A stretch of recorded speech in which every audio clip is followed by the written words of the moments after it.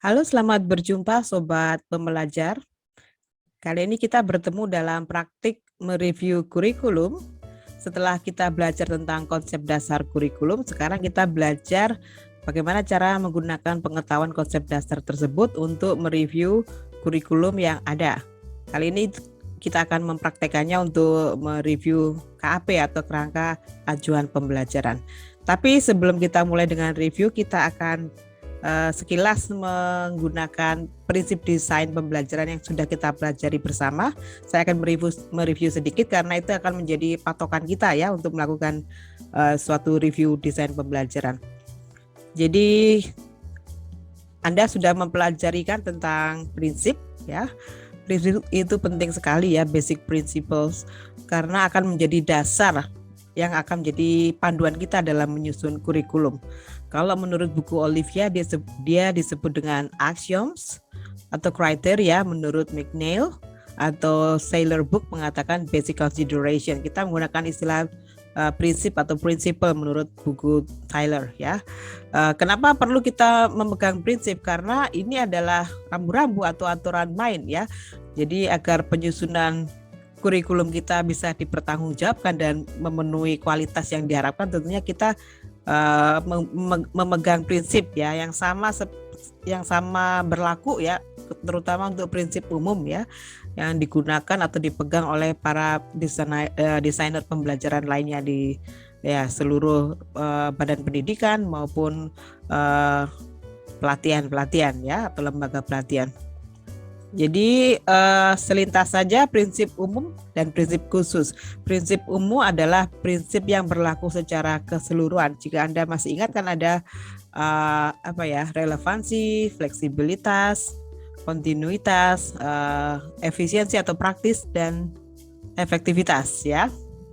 Sedangkan kalau prinsip khusus itu prinsip yang berlaku pada situasi atau tempat tertentu.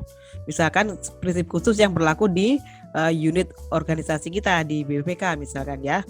Biasanya prinsip khusus itu dikaitkan dengan prinsip penentuan tujuan atau prinsip pemilihan isi, prinsip pemilihan proses belajar mengajarnya atau prinsip pemilihan media atau alat, serta prinsip evaluasinya atau penilaian. Oke, secara singkatnya prinsip umum ada yang 5 tadi saya sebutkan. Relevansi adalah relevansi internal dan relevansi eksternal. Internal itu yang terkait dengan komponen antar kurikulum. Jadi antara tujuan, isi, materi, proses, metode media, evaluasi semua berkaitan ya, memiliki keterkaitan.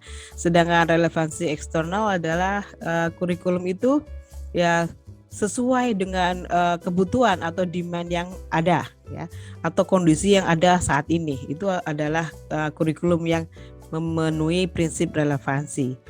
Kalau fleksibilitas adalah fleksibel dalam organisasi maupun pemenuhan kebutuhan. Selain itu, fleksibilitas bisa dianggap sebagai fleksibel atau sesuai dengan kebutuhan peserta yang beragam ya, dan luas untuk disesuaikan dengan kebutuhan.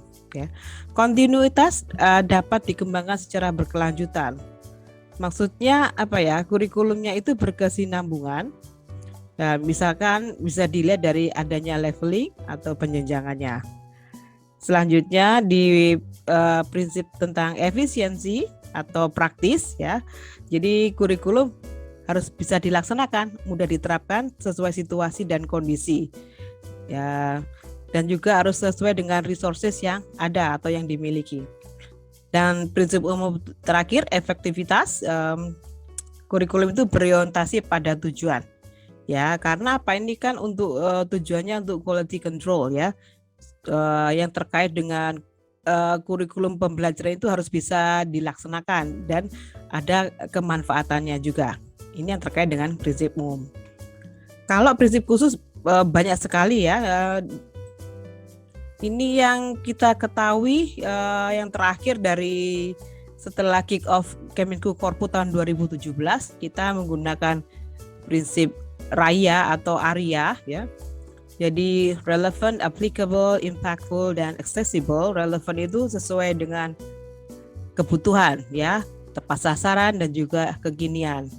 Applicable itu mudah dipelajari, mudah diajarkan, mudah diterapkan. Impactful tentu ya berdampak pada peningkatan kinerja, tentu terkait dengan evaluasi ya. Dan accessible adalah mudah diakses kapan saja dan di mana saja. Nah, kita akan menggunakan ini pedoman-pedoman ini untuk mengecek ya apakah KAP yang kita lihat nanti ini sudah memenuhi prinsip-prinsip yang sudah kita ketahui bersama. Jadi, ayo kita review bersama-sama KAP berikut ini.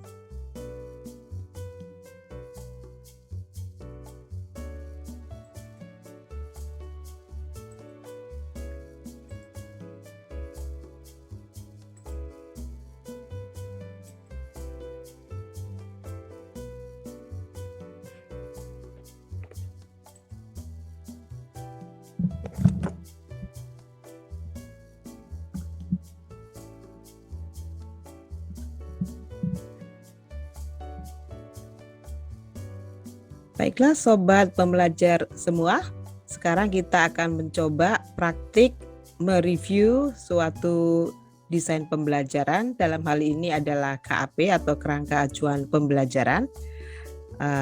Di tampilan layar kita terdapat KAP pelatihan metode kajian penganggaran.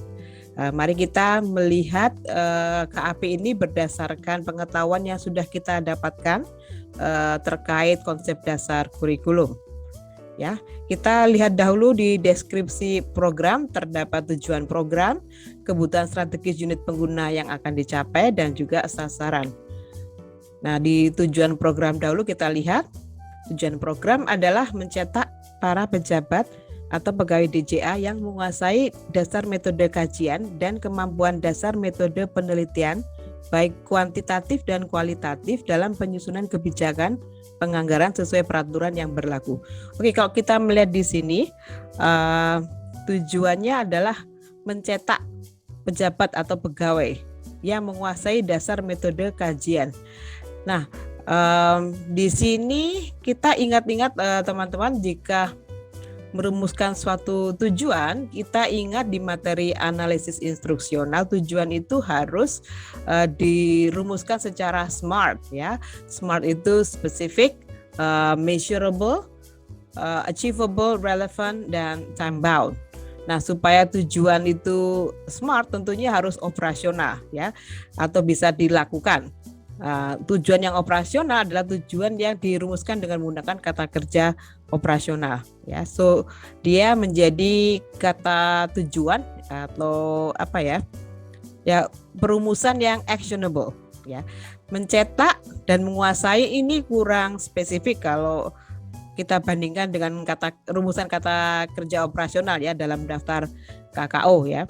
Jadi mungkin sebaiknya dipilih kata kerja operasional yang menunjukkan learning output ya. Jika teman-teman melihat di petunjuk pengisian di lampiran Per4 tahun 2017 itu ada di halaman 9 dan 10 ya. Tujuan program kan learning output. Nah, penetapan tujuan tetap harus menggunakan kata kerja yang operasional karena supaya mudah dilakukan pengukuran. Nah, di sini saran saya sih sebaiknya dirumuskan dengan kata kerja yang lebih operasional karena menguasai itu belum spesifik ya. Penguasaan atau menguasai itu menunjukkan mastery ya kan. Mastery itu bisa knowledge dan skill ya, profisiensi seseorang. Jadi kalau menurut saya gunakan saja yang terlihat jelas dia nanti tujuannya hingga di ranah keberapa di taksonomi Bloom. Mulai dari C1 hingga C6 ya teman-teman. Masih ingat kan di C1 itu mengingat, C2 memahami, yang C3 mengaplikasikan ya, C4 menganalisis, C5 mengevaluasi, dan C6 menciptakan atau to create ya. Jadi ini sarannya sih dibuat kata kerja yang lebih operasional untuk learning output ya. Karena nanti akan diturunkan menjadi standar kompetensi dan kompetensi dasar. Jadi lebih bagus sih saran saya supaya digunakan kata kerja yang lebih operasional. Kemudian lanjutnya di kebutuhan strategis unit pengguna yang akan dicapai, di sini disebutkan memenuhi kebutuhan kompetensi jabatan sesuai hasil AKP jabatan. Kalau di sini berarti sudah menunjukkan prinsip relevansi ya, relevansi secara eksternal karena memenuhi demand ya, memenuhi kebutuhan. Jadi ini sudah dilakukan AKP untuk AKP jabatan. Jadi tujuan kebutuhan strategis ini sudah sesuai dengan prinsip relevansi ya. Kemudian sasaran atau specific target learners ini di sini pejabat atau pegawai DJA. Jadi ini deskripsi program yang sangat bagus ya, karena sudah menetapkan spesifik pelatihan ini khusus untuk pegawai atau pejabat di Direktorat Jenderal Anggaran, tidak ke seluruh pegawai Kementerian Keuangan. Jadi ini sudah spesifik ya. Oke, jadi deskripsi program sudah cukup. Cuma saran perbaikannya adalah sebaiknya menggunakan kata kerja yang lebih operasional di tujuan program untuk learning outputnya ya. Kemudian di model pembelajaran, ini jenis pembelajaran tatap muka ya. Jadi ini adalah kelas klasikal untuk mencapai tujuan yang sudah ditetapkan di deskripsi program di atas. Oke. Ya, terus sekarang rumusan standar kompetensi. Ya. Setelah 5 hari pelatihan, peserta diharapkan mampu 1. Menjelaskan konsep dasar kajian, 2. Menerapkan proses penyusunan kajian, 3. Menggunakan metode kuantitatif, 4. Menggunakan metode kualitatif, 5. Melakukan penyusunan laporan kajian. Nah, di sini kita lihat ya bahwa perumusan tujuannya sudah swabat ya. Student will be able to ya. Peserta akan ya mampu ya. Sudah ada di sana. Kemudian apakah sudah ABCD ya?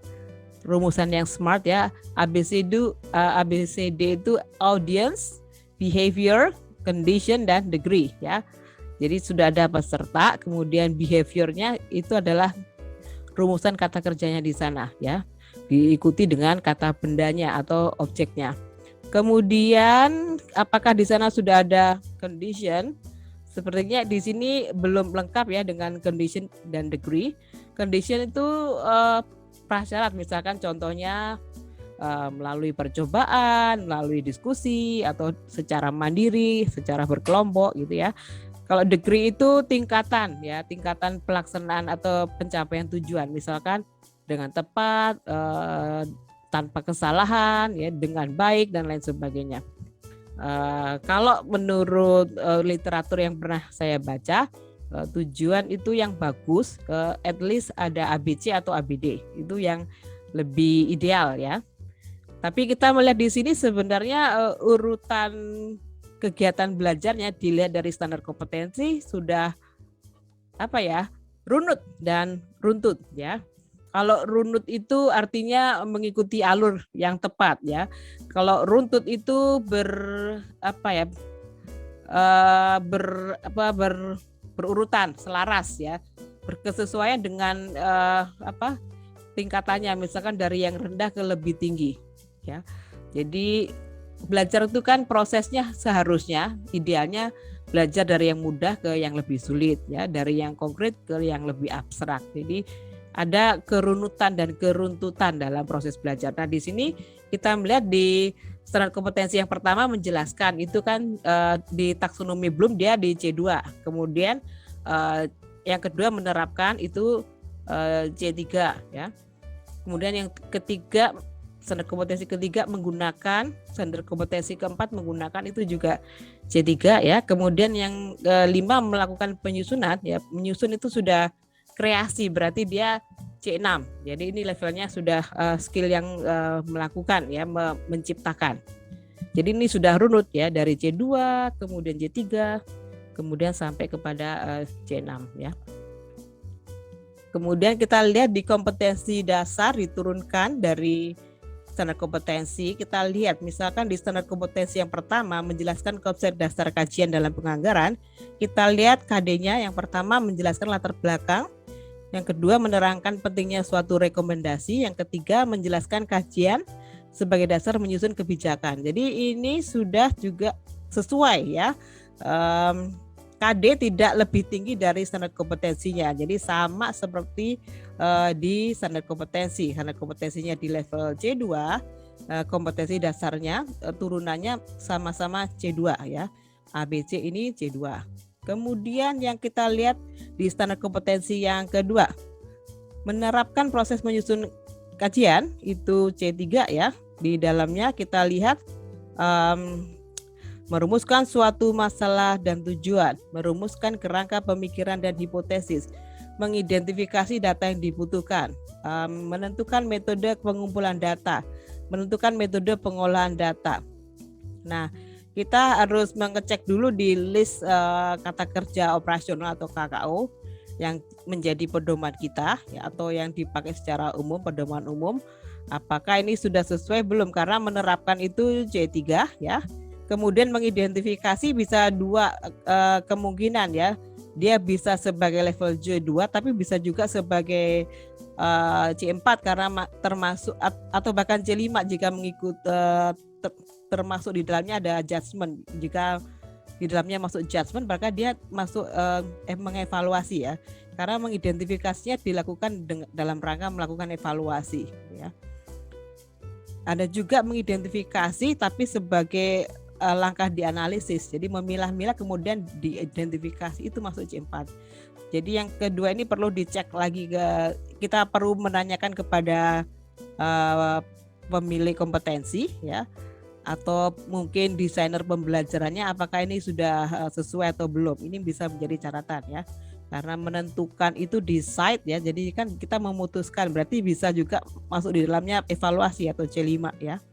Kemudian yang ketiga, menggunakan metode standar kompetensi yang ketiga, maksud saya menggunakan metode kuantitatif dalam kajian penganggaran. KD yang pertama menjelaskan metode kuantitatif. KB yang kedua menjelaskan data dalam metode kuantitatif. Yang ketiga menerapkan pengolahan data. Ini sudah runut ya, dari C2 kemudian C2 kemudian menerapkan. Jadi sudah yang terakhir, yang tertinggi di KD yang ketiga, yang C ini sudah C3, jadi sama dengan yang di standar kompetensinya. Kita lanjutkan ke yang keempat, standar kompetensi keempat, menggunakan metode kualitatif dalam kajian penganggaran. Sama seperti yang di atas sepertinya ya. KD yang pertama menjelaskan metode kualitatif, yang kedua menjelaskan analisis data metode kualitatif, yang ketiga menerapkan pengolahan data dengan metode kualitatif. Ini sama dengan di atas, sudah runut dan runtut ya. Jadi sudah bagus. Yang kelima, melakukan penyusunan laporan kajian ya. Kemudian yang KD pertama menjelaskan format laporan kajian. Kemudian B melakukan praktek menyusun kajian. Ini terlihatnya seperti melompat ya, dari C2 langsung ke C5 ya, tapi sebenarnya di dalam turunannya atau kita jika menyusun indikator untuk yang B ini pasti ada langkah-langkah membreakdownnya menjadi urutan seperti ke C3, C4 dan C5 dan C6. Jadi secara sekilas sih ini sudah boleh ya, atau sudah oke, sudah sesuai. Jadi overall standar kompetensi dan kompetensi dasar sudah dilakukan atau diturunkan secara bagus ya menurut analisis instruksional. Oke, kita lanjutkan ke lama pelatihan efektif dan daftar mata pelajaran. Kita lihat di sini daftar mata pelajaran semua menjadi mata pelajaran pokok, dibagi menjadi 4 pelajaran dan sudah relevan, ini sudah memenuhi prinsip relevansi. Jadi mata pelajarannya adalah konsep dasar kajian dalam penganggaran, yang kedua proses penyusunan kajian, yang ketiga metode kuantitatif dan kualitatif dalam kajian penganggaran, yang terakhir penyusunan laporan kajian. Dan kita lihat juga dalam jumlah jam pelajaran tatap mukanya, kali ini kelas klasikal ya, konsep dasar 4 JP, proses penyusunan kajian 8 JP, metode 10 JP dan penyusunan laporan kajian 15 JP. Dan ini bagus sekali karena untuk penyusunan laporan di level yang lebih tinggi di C6-nya sudah diberikan jam yang lebih banyak untuk melakukan praktik. Jadi ini sudah ideal ya. Oke, ada ceramah 1, kemudian total JP untuk pembelajaran ini adalah 37 jam lah. Lama waktu ujian, ini adalah ujian praktiknya 210 menit. Total keseluruhan pembelajaran dilaksanakan dalam 5 hari. Jadi ini sangat memenuhi prinsip efektivitas juga karena ada pembagian hari dan juga JP ini juga untuk memudahkan kepraktisan dalam menyusun kelengkapan kurikulum berikutnya ya. Dengan adanya pembagian seperti ini juga melihat ya bahwa KAP ini mudah untuk dilaksanakan jika mengikuti arrangement yang ada di dalam KAP ini. Kita lanjutkan lagi ke jenis dan jenjang program. Jenis dan jenjang program adalah tingkat dasar. Mungkin masukan saya jenis pembelajarannya apa atau jenis pelatihannya apa? Apakah pelatihan teknis ya, teknis spesial substantif atau spesialisasi, ataukah teknis umum, ataukah pelatihan apa ya, kan ada pelatihan jenis penjenjangan ya dan lain sebagainya. Tapi ini bagus juga sudah disebutkan tingkat dasar, berarti di sini sudah ada leveling karena tingkat dasar itu akan menjadi prasyarat untuk pelatihan dalam jenjang yang tingkat lanjutan atau jenjang berikutnya. Jadi ini mengikuti atau memenuhi prinsip kontinuitas ya, berkesinambungan karena ada penjenjangannya, ada levelingnya. Kita lanjutkan ke persyaratan peserta. Di sini disebutkan ada persyaratan administrasi dan kompetensi. Administrasi pangkat atau golongan peserta itu minimal 2C ya. Kompetensi pendidikan minimal diploma 3, 2 diutamakan bagi pegawai yang terkait dengan analisis anggaran. Oke. Kompetensi yang dimaksud kompetensi adalah knowledge, skill dan attitude ya, keterampilan yang meliputi pengetahuan, keterampilan dan sikap ya. Jadi pendidikan itu masih termasuk dalam prasyarat administrasi. Jadi sebaiknya pendidikan ini dipindah ke atas ya, setelah pangkat kemudian pendidikan. Jadi yang terkait nomor 2 diutamakan bagi pegawai yang terkait analisis anggaran. Ini bisa menjadi prasyarat administrasi juga sebenarnya menurut saya tadi. Mungkin rewarding saja atau di rephrase kalimat ini ya. Pegawai yang menguasai analisis anggaran atau memiliki pengalaman analisis anggaran mungkin lebih tepat ya, menjadi prasyarat kompetensi. Tetapi idealnya jika ini tingkat dasar itu tidak ada entry behavior karena cukup dengan prasyarat administrasi saja, karena sudah disebutkan di dalam specific target learner tadi bahwa ini ditujukan kepada pegawai DJA terkhusus yang terkait dengan analisis anggaran. Jadi lebih tepatnya sih di specific target learner-nya di state lagi, dinyatakan lebih spesifik. Jadi tidak ada prasyarat kompetensi untuk jenis program tingkat dasar ya. Kemudian di sini ada lain-lain, peserta wajib membawa laptop. Jika tidak membawa laptop, kelas dilaksanakan di laboratori. Menurut saya ini tidak perlu dituliskan di persyaratan peserta ya. Ini harusnya kita tuliskan ditambahkan di dalam fasilitas ya. Oke, lanjutnya ke kualifikasi pengajar. Ada umum dan khusus ya. Kemudian di umum ini 1 Widya Iswara, 2 pejabat atau pegawai di lingkungan Kemengu, yang ketiga praktisi atau ahli yang berkompeten di bidangnya. Oke, ini tidak masalah. Mungkin perlu ditambahkan kualifikasi khusus karena ini pelatihan teknis yang spesifik ya, apalagi dengan spesifik target learner. Idealnya sih diberikan catatan ya, kualifikasi pengajar secara spesifik terkait pembelajaran ini ya.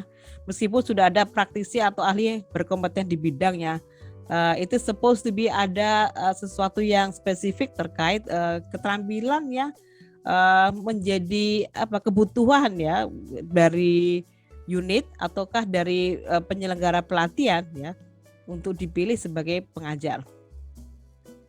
Oke, kita lanjutkan ke bentuk evaluasi.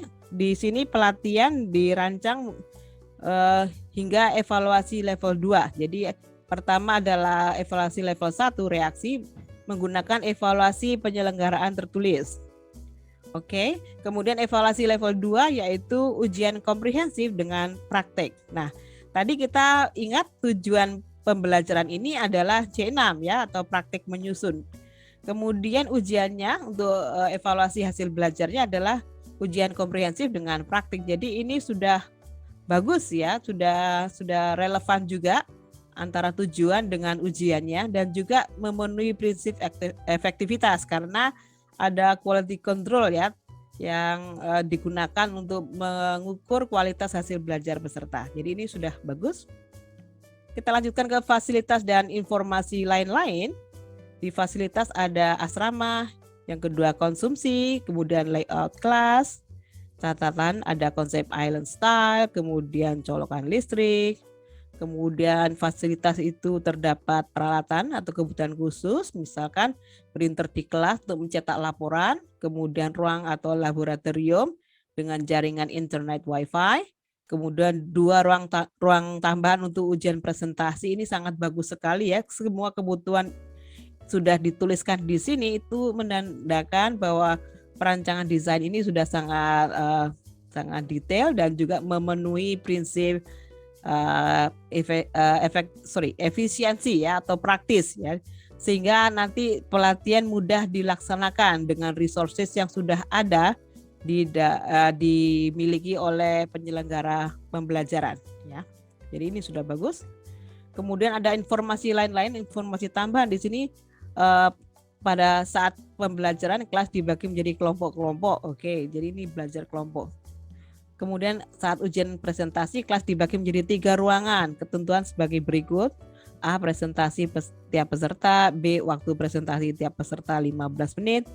C. Penilai adalah widaiswara wali program atau widaiswara yang ditunjuk. Oke. Kemudian yang ketiga, indikator dan tata cara penilaian ini bagus sekali ya. Ada aspek penilaian, kriteria, dan indikator nilai maksimal. Ini sangat quality control yang sangat bagus ya, untuk memastikan bahwa penilaian juga objektif, pelaksanaannya juga tepat, dan ada standar ya dalam evaluasi, dan ini sangat bagus sekali menurut saya. Dan kemudian KAP ini sudah disahkan oleh Kepala Pusdiklat. Jadi secara keseluruhan kurikulum program pelatihan metode kajian penganggaran sudah memenuhi prinsip relevansi ya.